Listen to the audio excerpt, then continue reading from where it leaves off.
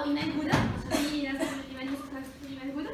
فانا ايمان يوسف طالبه دكتوراه ومدرس مساعد هنا في كليه الدراسات العليا والعلوم المتقدمه، وهعمل السيمينار بتاعي النهارده بتاع الدكتوراه بتاعي. بس هستأذنكم معلش انا هقوله بالانجليزي عشان هبعته للمشرف بتاعي بره، فهستأذنكم انا هقول البرزنتيشن بالانجليزي. Hello everyone, this is Eman Gouda.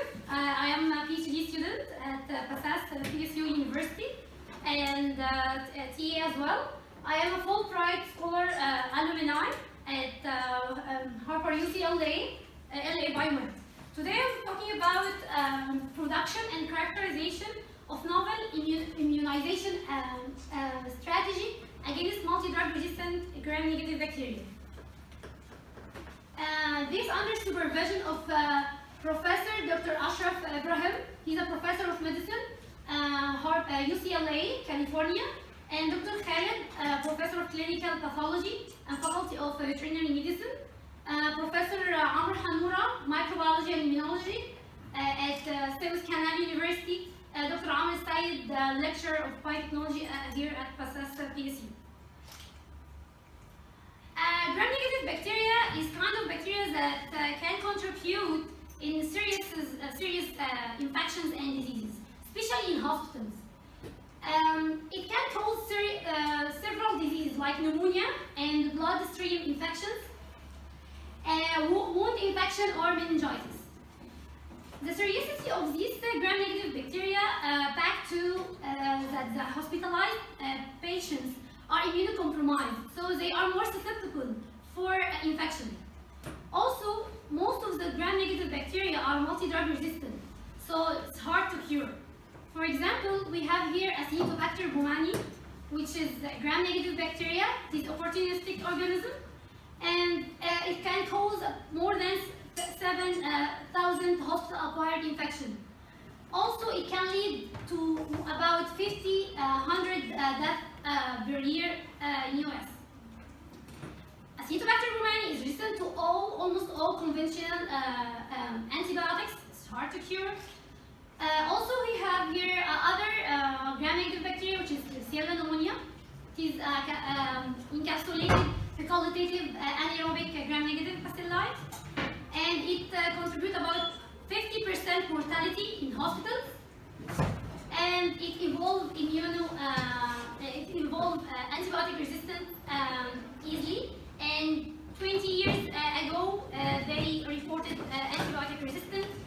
There is serious strains evolved, like a simple strain, which is extended spectrum beta-lactamases, which is resistant to all beta-lactamases, which is important class in antibiotics, except carbapenems. Thank God, carbapenem is not included. Later on, carbapenem got resistant from Klebsiella by a new species, which is KPC, carbapenem resistant Klebsiella. So here you can see that we have a bug of bacteria that is hard to cure and cause serious diseases.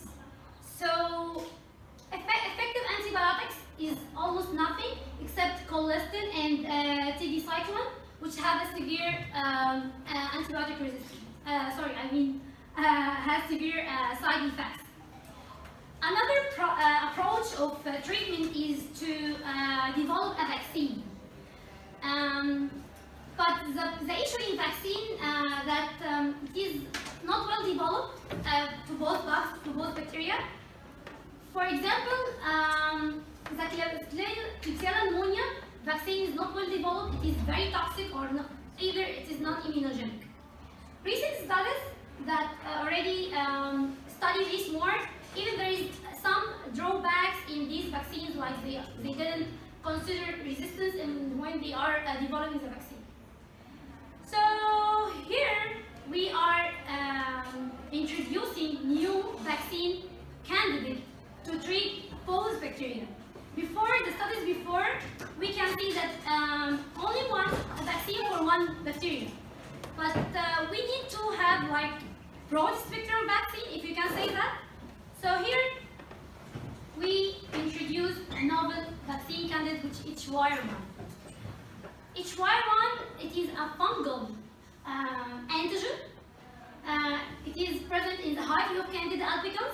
It is important in resistance of phagocyte killing.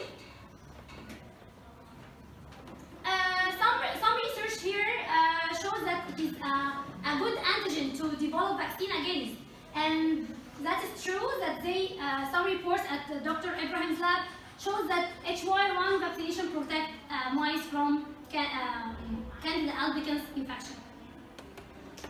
Interestingly, during studying, they showed that Acinetobacter baumannii gram-negative bacteria can interact, or it's already interact with the hyphae of Candida albicans. So there is a kind of interaction between both organisms. We got interested more to study what is this kind of interaction between HY1 and Acinetobacter baumannii in terms of structure and 3D dimension. We used bioinformatics. They used bioinformatics tool to figure out what this kind of interaction between these two antigens. You can see that HY1 can have sequence homology with the siderophore protein in Acinetobacter baumannii. So there is homology in the structure, 2D, between the siderophore and HY1. Siderophore is very important protein for survival of the bacteria.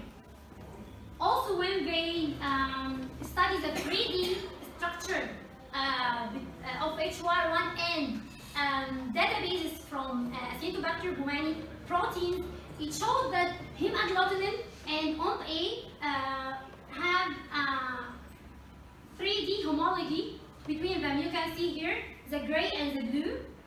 The gray one is HY1 and the blue is Acinetobacter baumannii, OMP-A. OMP-A is outer membrane protein, which is important in virulence. This in silico or in vitro data or at computer data that we did, why not we can use this to HY1 to antigen? We use it to vaccinate.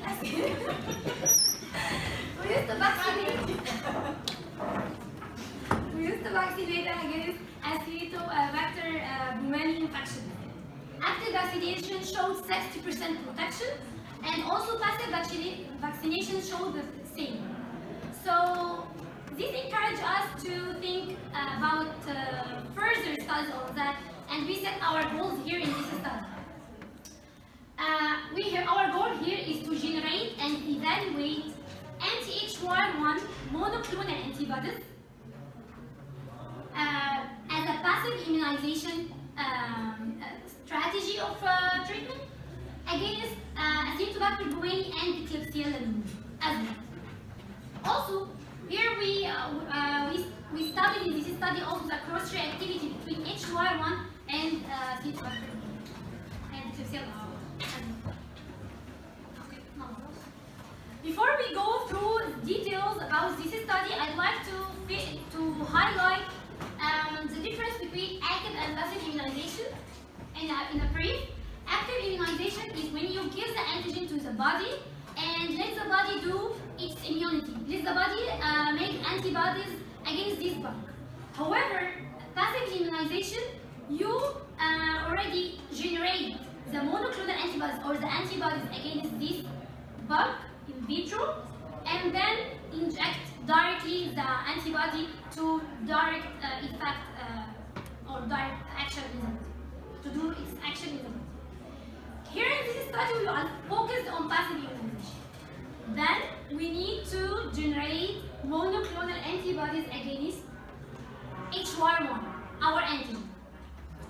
So we generate a generation of hybrid. First of all, we have the antigen HY1.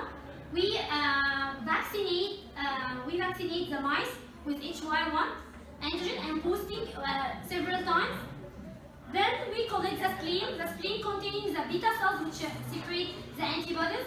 We collect the spleen cells and culture is in vitro. To culture spleen cells in vitro, it is hard because its lifespan is short, so it will die. So we take the advantage of the high proliferation rate of the myeloma cells, cancer cells, and the spleen produce the antibody, and the myeloma reproduce fast. So we combine together. Combination means that we did fusion. We did fusion between these two cells. This is the name of hybridoma. Fusion of these two cells, we done this by polyethylene glycol.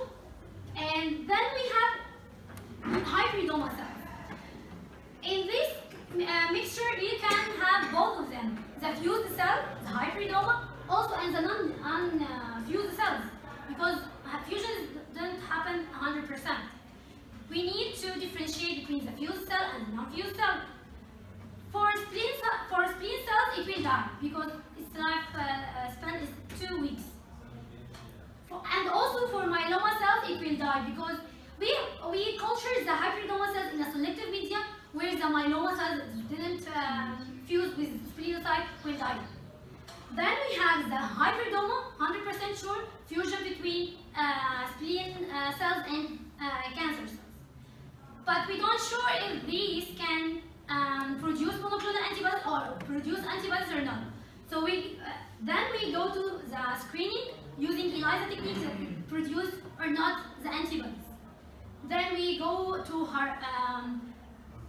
harvesting. Before harvesting, we have hybridoma cells mixture, more than one hybridoma cells, all producing antibodies, but we need monoclonal. It produces only one clone.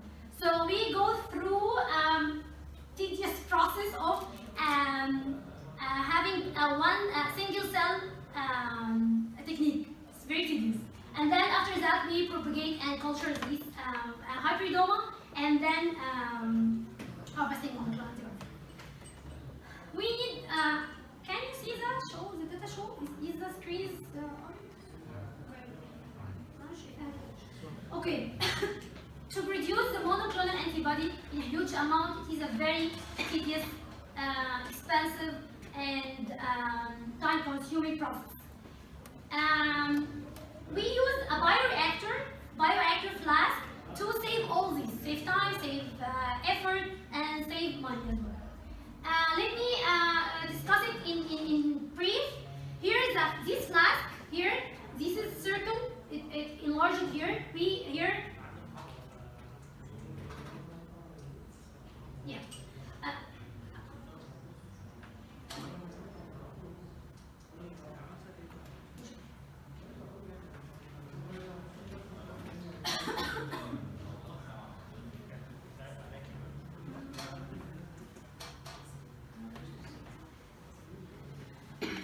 Excuse me?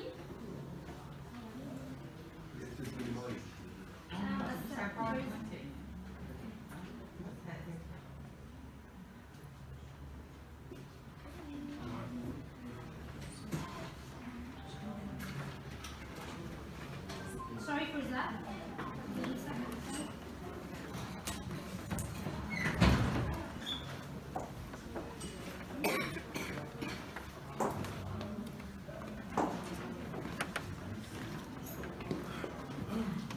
Here is we separate the cells at the bottom.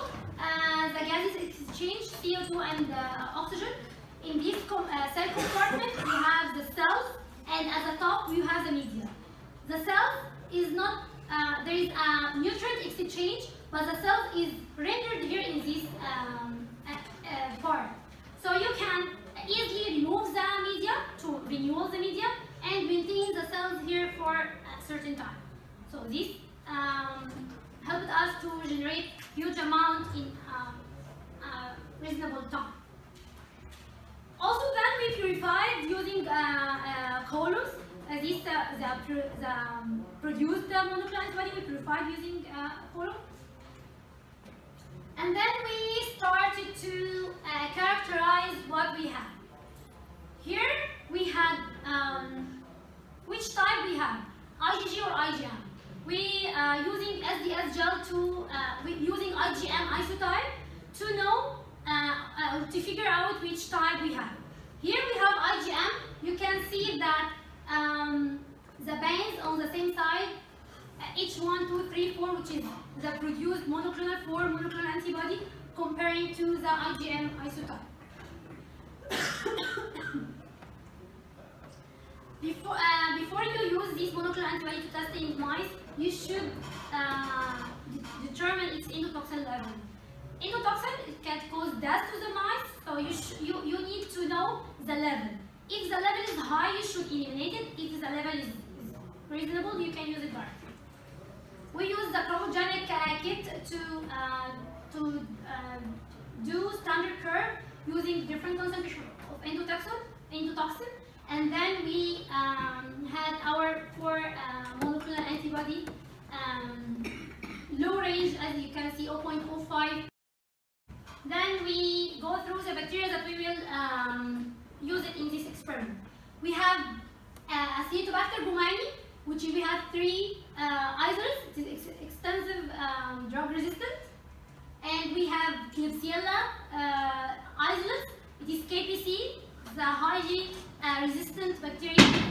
Also, we including other Klebsiella species, which is non-KPC, but it is multi-drug resistant bacteria. Before we start our experiments, we should make sure that the strains that we have is the strains that we know that this is the strain. To confirm is the strain. Don't work a lot and then understand that it is not your strain. So here we confirmed Acinetobacter baumannii. It is resistant to all antibiotics except to colistin. Here you can see it is sensitive to colistin, and it is resistant to gentamicin and resistant to imipenem antibiotics. Imipenem is one of the classes of carbapenem antibiotics. Klebsiella, first of all, Klebsiella, we confirmed it's being this genus or not, this Klebsiella or not. So we did PCR reaction. Gene called Klebsiella pneumoniae 16S. Any Klebsiella pneumonia strain, it will give this band at 130. You can see Acinetobacter baumannii HUFC1 didn't show this band. Also the control didn't show this band. So the 4 species, the 4 isolates is Klebsiella pneumoniae. We have 3 KP and 1 KPC. We have 3 KPC, the highly resistant one, and we have 1 which is non-KPC but it is Klebsiella. Then we want to test its sensitivity to imipenem. We said that it is KPC, it should be resistant to imipenem. You can see here, first 3 rows show that it is resistant to imipenem. However, for KP-QR, it is very sensitive. Let me check if I go fast in that. We just doing MIC test. The pellets mean that the bacteria grow. There is no sensitivity. And here you can see 100 microgram per ml is the concentration of the antibiotics that we have here, imipenem. And the clear well means that no bacterial growth. So the antibiotic is sensitive at 100 micrograms, which is very high amount. Then pellets start to appear. This means that the antibiotic anymore couldn't affect these bacteria. In KP-QR, you can see all over here it's clear till 0.39 microgram per ml. So it is sensitive. It is resistant to other antibiotics, which is gentamicin and sulbactam. We confirmed this MIC data by genetic manipulation, where you can KP having a plasmid that has a KP resistant gene. So we check the presence of KPC gene in the strains.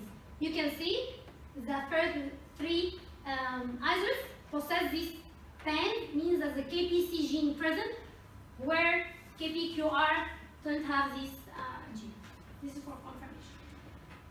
Then we start our real experiments, where we would like to know if the bacteria that we have, either one, Acinetobacter baumannii or Klebsiella pneumonia, either one of them can the monoclonal antibody can bind to their surface or not.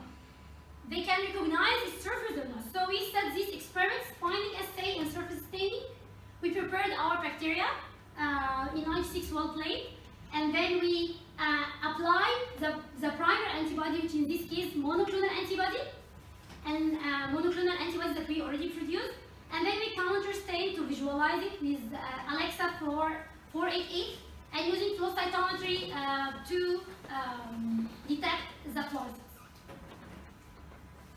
We tested all the 7 strains that we have at 100 microgram per ml. Here we, first of all, the 3 different strains, which is KP, C, and KP and Acinetobacter. So all 3 have very nice finding at 100 microgram per ml. You can see here the green ones is the 4 monoclonal antibodies that we have. The red one is a polyclonal antibody that we produce it commercially, and we include this polyclonal antibody as reference to our experiment.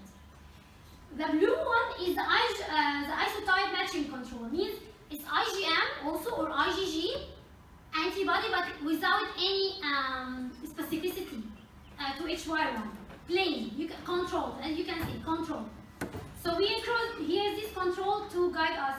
You can see here the blue one in this side, and the green monoclonal antibody peaks shifted here means very nice fluorescence and binding.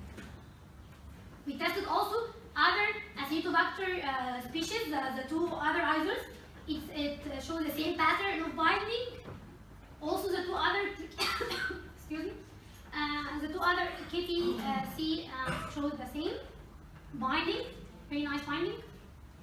After that, 100 microgram is kind of high concentration of monoclonal antibodies, and we started with that to know if we bind or not. Here we would like to know how much is sensitive. If we lower the monoclonal antibodies, do we still bind or not? We also used 30 microgram per ml for both of them, IgM, isotype matching control, and H3. You can see here, the pointer is not working, so we can see here there's 53% binding in case of 30 microgram for Acinetobacter baumannii. Also, when you decrease to lower than that 3 micrograms, still you can see binding about 10%, which is higher than the isotype matching control. Also, this appeared in KPQR, the binding at 30 and at 3. Also for KP-CRM, you can see that binding at higher and lower concentration.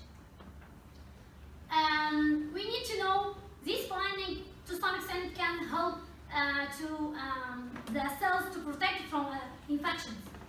In other words, we need to know if this binding can affect the damage caused by bacteria.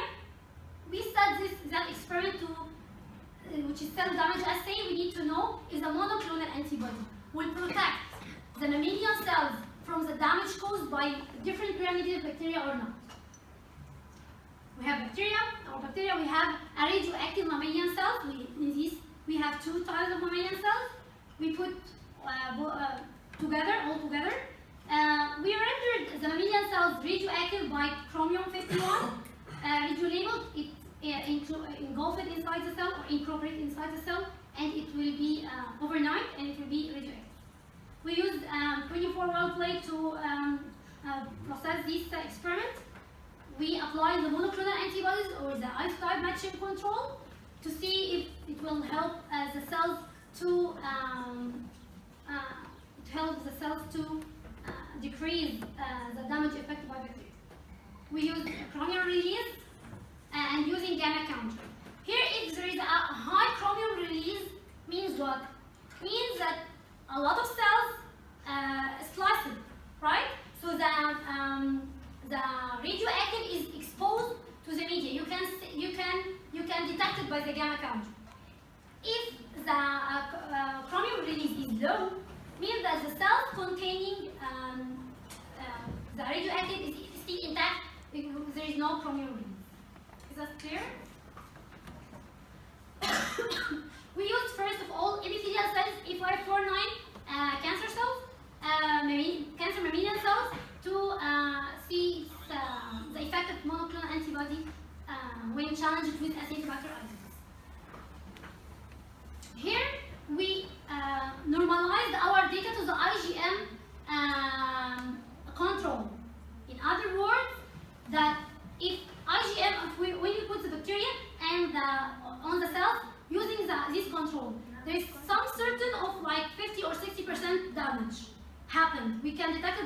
count. For example, gamma count. We set this as 100% of normal, yes, 100% of damage, and we correlate the others to that. Here we use only 2 monoclonal antibody at 2 different concentrations, 50 and 30 microgram. You can see a very nice protection from damage caused by Acinetobacter at both concentration. It is concentration dependent. When we increase the concentration, the protection from damage increase. You can see here at H4 there is 100%, almost 100% protection from damage. Also here, using HUMC6, which is another Acinetobacter baumannii strain, there is almost 100% protection, or more than that. It protects the cell from the normal spontaneous damage. We tested also KPC, the same results and pattern showed here. Also KPC8, KPCRN and KPC8. Also KPQR showed reduction in damage. Here you can see that we use here 15 and 5, not 15 and 30. We decreased to till 5 microgram. When we tested 15 microgram at first, it showed like very nice protection. So we challenged ourselves to see if it will be 5 microgram will also maintain protection level or not. We used HUVAC cells, which is endothelial cells, primary cells, to also test the same experiment, doing the same experiment. Also, it shows very nice protection. Acinetobacter and Klebsiella, both of them, KPC and K. Also, we need to know here it can bind to all isolates. It can protect it from damage at all isolates at different concentration. We need to know if it killed directly or it only hindered the damage effect. You know that the monoclonal antibody, it neutralizes the harm effect of bacteria by neutralization. It recognizes the cell surface and then neutralizes its effect. It kills the bacteria or not, we didn't know. So we test this to know if it will kill the bacteria or not. For monoclonal antibody, it shows that it can protect, it can kill the bacteria. You can see here very nice MIC using the monoclonal antibody at different concentrations. You can see till 15 microgram per ml. You can see a very nice killing effect of the monoclonal antibody. However, KPCRN didn't show that. Also, Acinetobacter didn't show direct killing, but in damage assay it shows that it can reduce the damage effect. Oh, the nice part, the animal work. With all this in vitro data, we need to know if it will be maintained when we put this experiment on mice or not. We have here 2 models. Acinetobacter baumannii model. We use neutropenic CD1 mice, mice with low immunity. This model was already established when I joined the lab. You can see here the green and the red one is the monoclonal antibodies against placebo, which is the black one. H3 shows 100% protection until 21 days of observation in the experiment. We administered the monoclonal antibodies. This IgM, short lifespan, so we administered it 2 times at day +1 from infection and day +4. However, the polyclonal antibody, it is IgG, so we administered only once at day +1.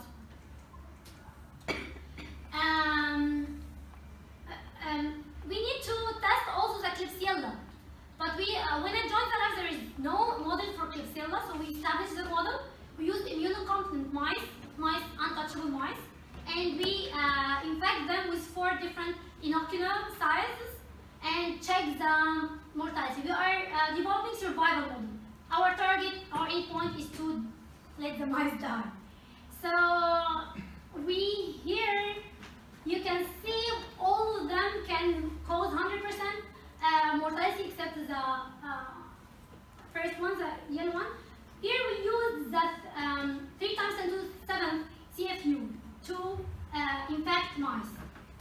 We choose that because we need the mice to die but to die through time, not quick death. So let the drug, our monoclonal antibody, do its action. So we choose this.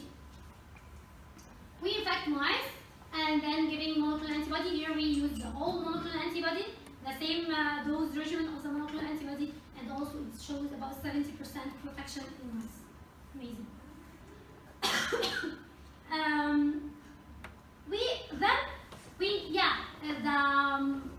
The monoclonal antibody can protect the mice from death. We need to know if it clears the bacteria from the lung or not. Then we do a tissue bacterial burden. We harvest the lung after infection, a day +2 for Acinetobacter and a day +4 at Acinetobacter baumannii. After infection and after treatment, we harvest the lung, take the lung, homogenize it, and see how many CFU in the lung. You can see here against placebo. We use in this experiment we use only H3, one of the monoclonal antibodies. You can see significant difference between the bacterial burden in the lung. We also detect the presence of the bacteria in different organs for Klebsiella. You can see also in the spleen, liver, and kidney, there is a reduction. First of all, there is a dissemination. The bacteria go through all these organisms, all these organs, and there is a reduction of the bacteria in these. And this makes sense to us because it's direct kill the bacteria.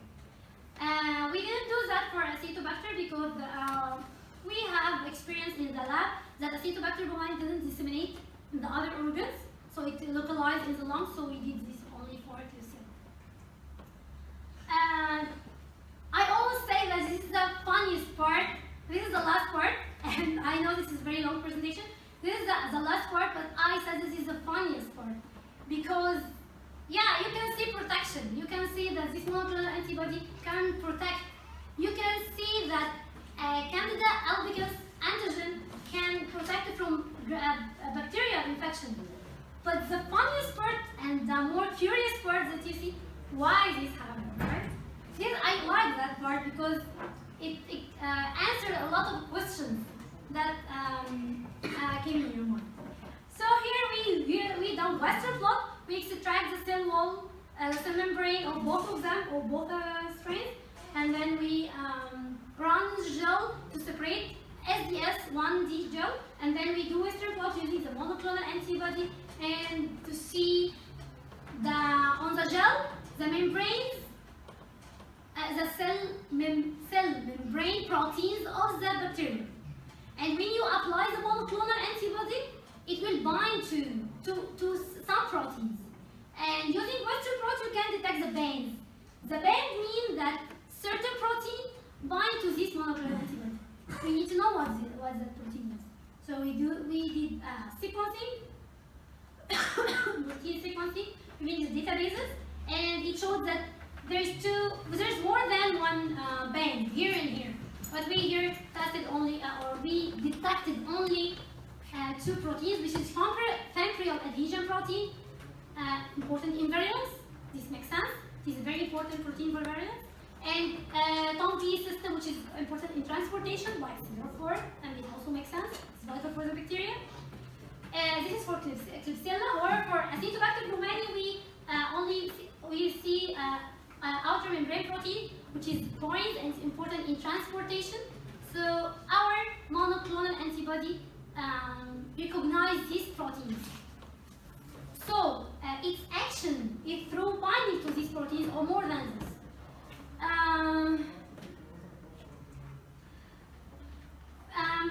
This is what I did, but there's a lot of ideas that we can do more in depth to figure out what's happening. First, we want to establish a KPC model. We couldn't establish the KPC model. We established using the KP, not the KPC, because the KPC is low virulent and the mice didn't die, so we couldn't survive. We couldn't establish the survival model. So I think they will establish it. And also we need to know, we tested Klebsiella and Acinetobacter. If Pseudomonas aeruginosa can also, as a gram-negative, other member of gram-negative bacteria, will have the same pattern of protection or not. We will test this later. Also, we need to investigate the active vaccination. Here we done with the passive immunization. This study all passive immunization. We need to know about the active vaccination, if it will protect or not, and the mechanism of protection.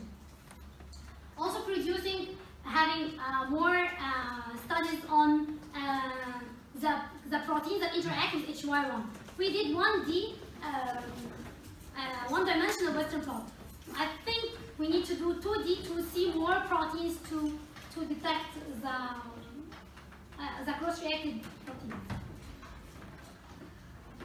I'm done with my presentation, but I will take a little bit, about 2 to 3 minutes to thank people.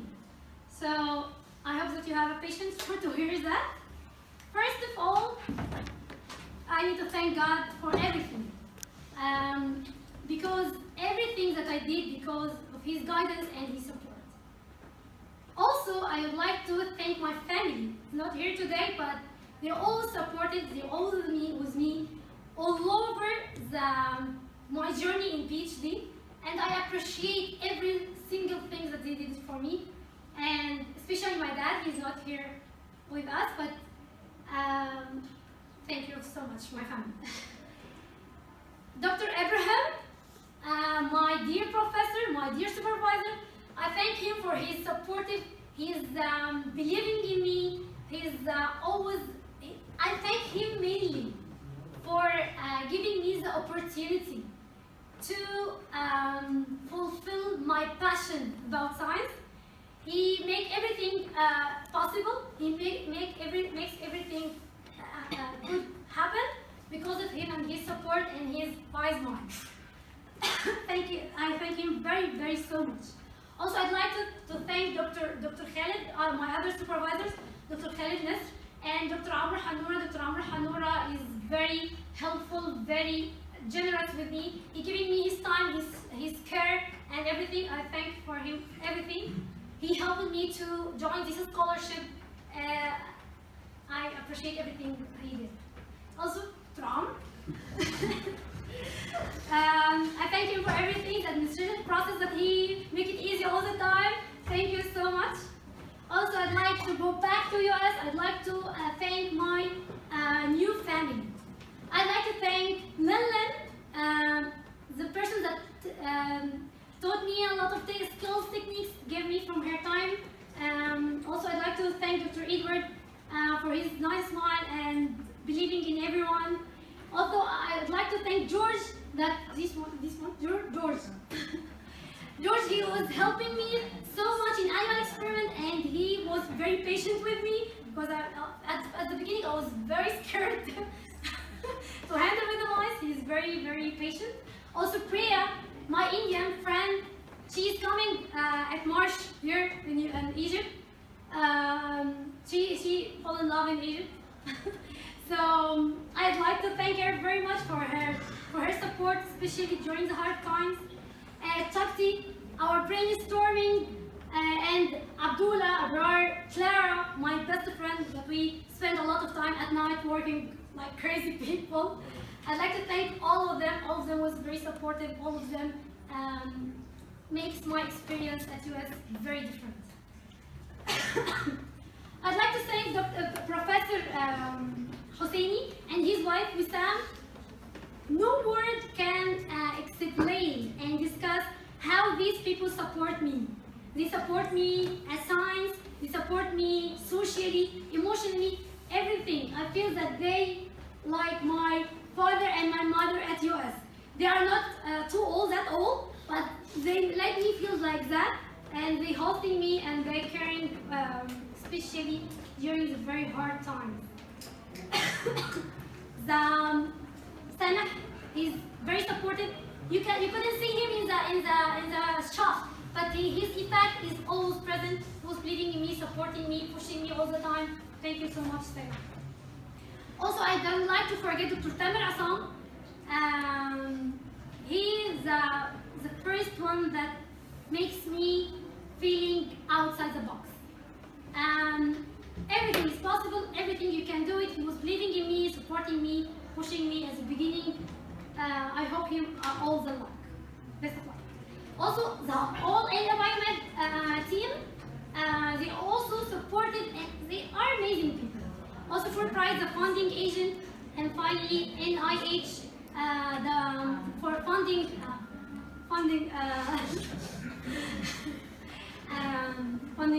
money. Also our big family, faculty of postgraduate studies for advanced sciences.